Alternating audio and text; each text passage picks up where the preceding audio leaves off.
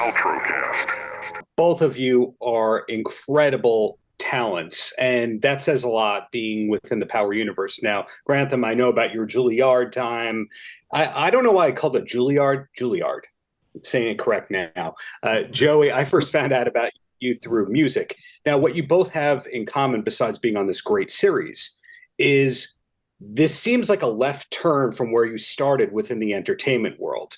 Now, I want both of your perspectives. Am I incorrect, or is it always the dream of, hey, we want to be on an acclaimed STARZ television series, and we used everything as the launching pad to get here? Well, Yeah. I'll say, oh, Let Joey go ahead. Nah, you go. Yeah, I'll say for me, I've always known that I wanted to act. I've always known that, while I didn't go to Juilliard, I was a theater student in high school. So, acting for a long time has been something that I wanted to do. As far as finding my place here in this Power series, I'd say that I definitely manifested this role. I was a fan of the OG Power series.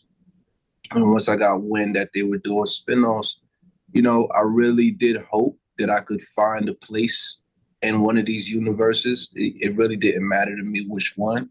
But once the audition for the role of Unique landed on my desk, I knew that role was for me. Yeah, and I'll double down on what Joey just said. Like, I do not have an acclaimed music career to speak of as I'm going left from. Yeah, you get involved in the theater in college, and that takes you into the world. Like, I did have a different way of getting here, but my dream was always to be a storyteller and to tell stories that I found not only compelling but gritty, with heart. And we're on a show about family, and that's kind of one of the main things I love about Raising Kanan. It's a prequel to Power. You necessarily didn't have to watch Power to find your way into this family, but with all the fans and all the love from the previous shows, we're kind of like, it is a dream to step into a universe that's been so well built. So yeah, I find this as another great story to tell.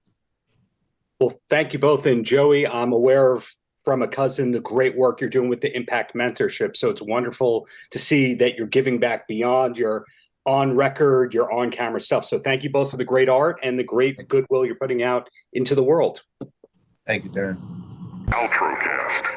And following up on something I was asking about before, if it's okay, Joey, can you talk about the mentorship program that you're part of, and if that ties in at all to your work on this series? Like, for example, have any other people from the cast expressed interest in participating? Oh, yeah, absolutely. So, yeah, first of all, thank you for asking that question, because the mentorship program is something I'm very passionate about. It's become a passion project of mine. But yeah, to answer your question, actually, Sasha Penn, who's our showrunner and writer, creator of Raising Kanan, and Malcolm Mays, who plays Uncle Lou, they're both mentors in the program. And, so I definitely, my whole purpose of the program is obviously to bring mentorship to communities of color, because I feel like it is something that's needed, but also being able to provide folks with the different arts and the different industries that I have intersections with. So, not only do we have TV and film, we have people in music, we have people in sports, we have people in media, we have people in the culinary arts,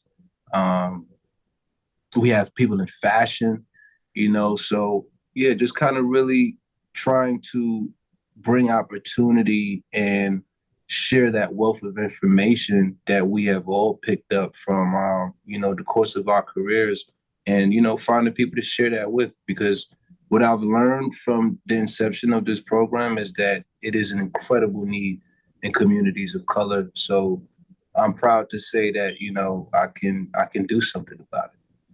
If it's good enough for you, it's good enough for Sasha, good enough for Riza. I think we know it's good enough. So Thanks again. Paltrocast.